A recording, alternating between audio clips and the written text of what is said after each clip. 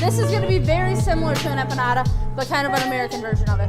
We're going to start off by making our meat filling for these pies, okay? And do a little oil.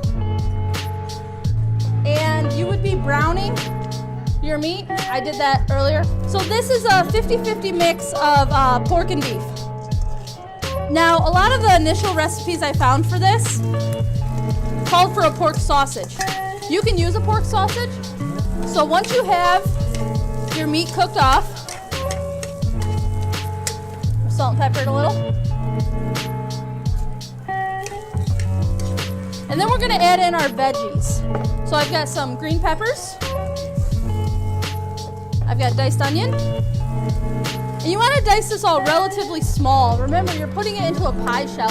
If you've got big chunks of things, it's going to poke through your pie shell. So keep your dices relatively small. And then celery. You notice I did not take the fat off the meat. You want to use that. We're going to make a roux with that in a minute. You can cook this for just a few until your veggies start to break down. These I want to fry at 375. The reason for that is I want to create a shell on it almost immediately. So dropping it in that hotter oil is going to kind of seal it together. Okay. So while this is cooking down for a minute, let's talk about the oils. You can use oil more than once. Okay, so a lot of people say I don't want to fry because it's a waste of 2 quarts of oil. Filter it through a coffee filter, store it in a cool, dry place, and use it again. If I want to do a fried meal, I'll plan maybe a couple things in a couple weeks span. So right now, this is what I'm talking about with that fat. You see that fat that's in there still? We're going to sprinkle our flour in and kind of mix it around. You'll see a paste form with that oil and fat. What's going to happen is when we add a liquid to that and bring it up to a boil, all of the starch in that flour is going to release and thicken it. Okay? I'm going to add my seasonings.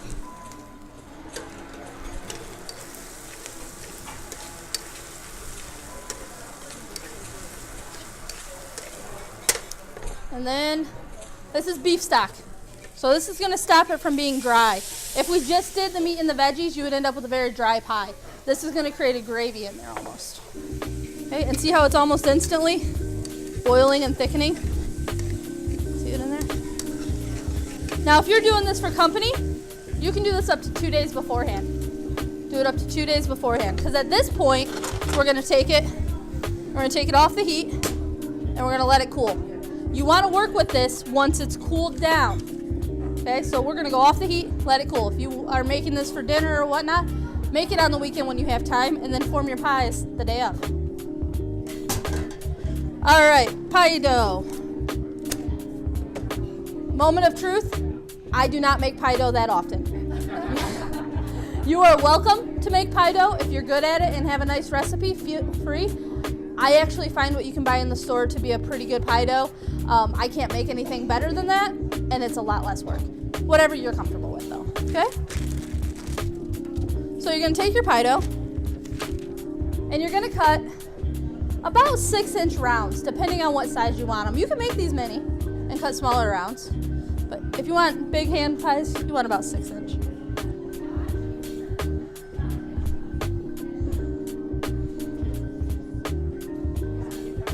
You can probably get 2 out of this one. If you're doing a bunch of these, and you guys will see yours in a minute, I used a biscuit cutter to get consistent. Then you're going to take your pies, and this is your cooled mixture. So I didn't want to use that hot mixture. If you use the hot mixture, it'll make your dough soggy. Okay? It'll cook it almost instantly and make your dough soggy. So this is that nice cooled mixture. Same thing. We're going to put just a little bit. Yes.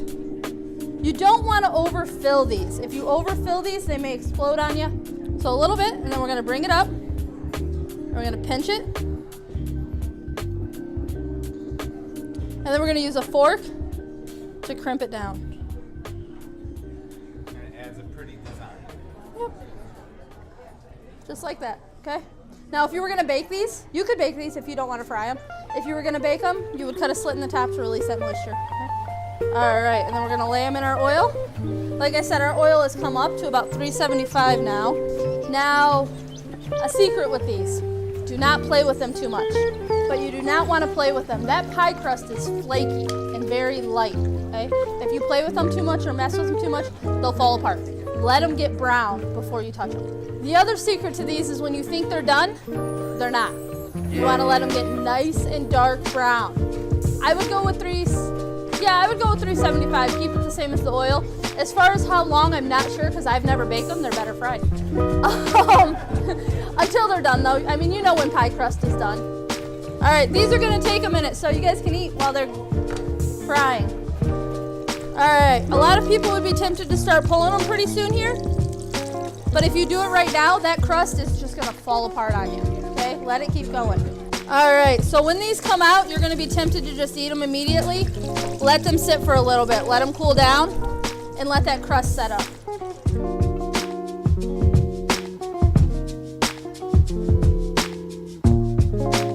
Ryan Servatius here of Century 21 and things to do in South Haven. We just finished up our cooking class today on frying. Chef Joel, what can you say? It went awesome. I did a traditional Polish donut called a punchki, filled it with a raspberry jam sort of deal, and put a sugar glaze on it. Came out awesome.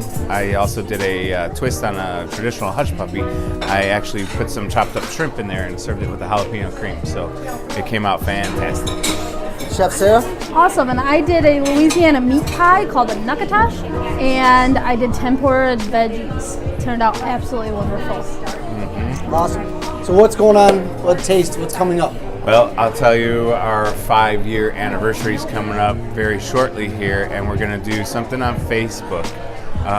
We're going to basically list 10 old menu items and have a flashback week. You're going to get to vote for your favorite old menu item, and then we're going to pick the top 4 and run those for a whole week. So everybody who's missing the meatball and the fried catfish and the pork shank, get online as soon as we have it available, vote for it, and maybe you'll see it that week of our anniversary. Yeah. We're also working on a kids cooking class. Kids are awesome in the kitchen. I love getting them involved. And that's going to be the week of spring break. Sign-ups are going to start really soon. So get in on that. I think we're going to work on an age group about 6 to 12, 13. Mm-hmm. So keep an eye for that. Awesome. Well, thank you guys for tuning in. Again, this is Ryan Servatius, Chef Joel, Chef Sarah at Taste Restaurant, downtown South Haven. Thank you. Thank you. Thanks.